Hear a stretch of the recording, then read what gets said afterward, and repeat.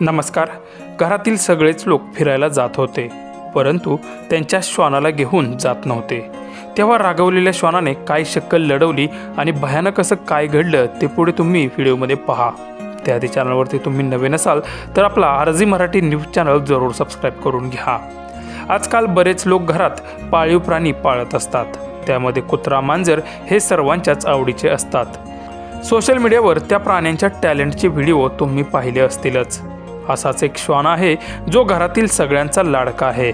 घरातील सगळेच लोक फिरायला जात होते, पण त्या श्वानाला न घेता.